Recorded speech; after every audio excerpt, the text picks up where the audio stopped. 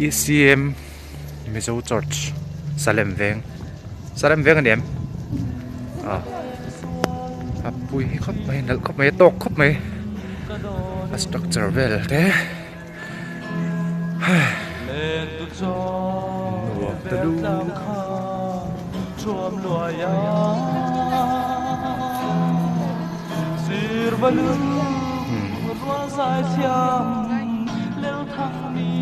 Solomon temple te po ayang alo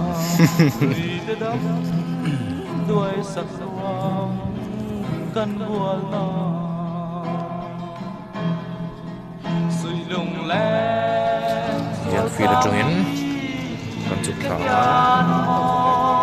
he primary health care center ruam ve khua chu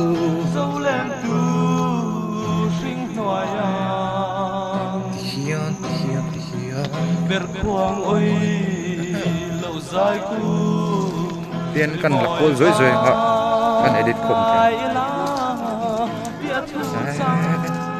có phải tắc lẽ con nuông tắc này Tuipang hay không? Cái là thuộc đòn. Cảm thấy chứ? Mizoram Rural Bank. Tuipang. Nice.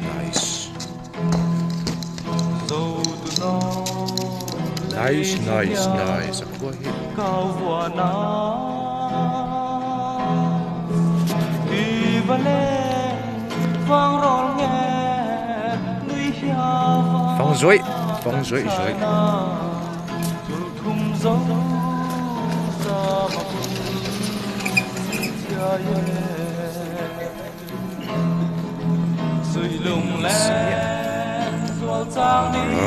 George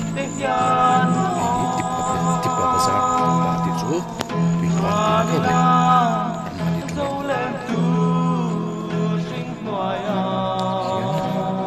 kia làm bệnh kia dụ ôi lâu dài cùng đi mọi nice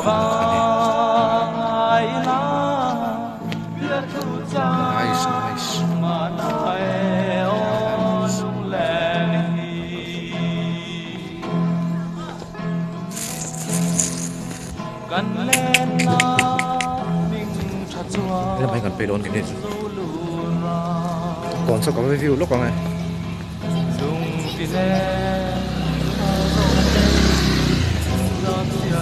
đây là một trong hiện còn tán thea